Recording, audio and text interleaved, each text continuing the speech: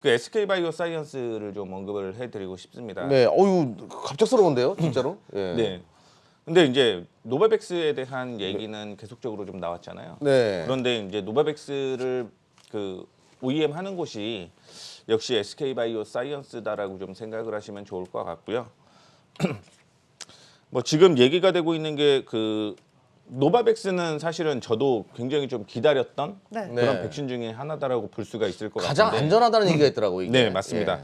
이게 왜냐하면 기본적으로 독감이라든가 비형간염, 그다음에 자궁경부암 등에 쓰였던 기존 백신에서 장기간 그 활용이 됐기 때문에 안정성이라든가 유효성이 좀 많이 입증이 됐다라고 좀 생각을 하시면 좋을 것 같고, 네. 그다음에 보관하는 것도 2도에서 8도 정도로 보관 상태가 계속적으로 좀 용이하다 이렇게 좀 생각을 하시면 좋을 것 같습니다.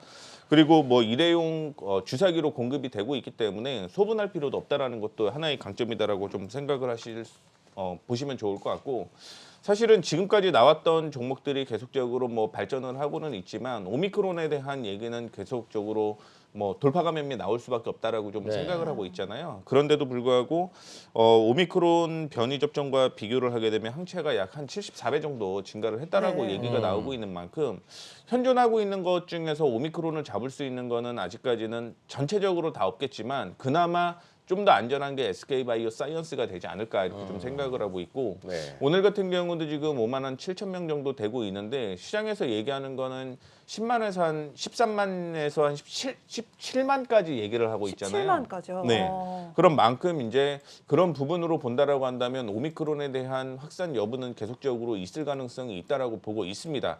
그렇기 때문에 미국에서도 지금 확산이 되고 있는 한국에는 여행을 좀 자제하라 이렇게 지금 미국에서도 좀 하고 있는 만큼 일단 오미크론에 대한 얘기는 계속적으로 갈 가능성이 있다라고 보고 있고, 그 외에도 지금까지 뭐 기저질환이라든가 뭐 그런 부분으로 안 맞으신 분들도 계실 거라고 보고는 있지만 그 외에도 안 맞으시는 분들도 계세요. 왜냐하면 내가 어떻게 뭐 믿을 수가 있겠느냐 그런 것 때문에 안 맞으신 분들 같은 경우도 사실은 노베백스 같은 경우는 좀 맞을 수도 있겠다 그런 얘기를 하시는 분도 제 주변에 좀 계시는 만큼 네. 그런 이슈도 좀 있다라고 보고 있고, 제일 중요한 건 SK바이오사이언스가 지금 보유하고 있는 게 1조 5천억이 좀 현금이 넘어요. 네네. 그런 만큼 이걸 가지고 과연 뭘 할 것인가에 대한 기대감이 굉장히 좀 많이 크다라고 볼 수가 있을 것 같은데, 네. 지금 얘기하고 있는 부분은 역시 mRNA에 대한 그 기술을 계속적으로 확보를 하게 되면서 이에 대한 그 플랫폼을 계속적으로 선보일 가능성이 있다라고 계속적으로 얘기가 나오고 있는 상황이고. 대표님, 그런데 한 가지 또 수두 백신 전 세계 글로벌 시장이 네, 연평균 성장률이 5.6% 정도 늘어나고 있어서 많은 기대를 하고 있는데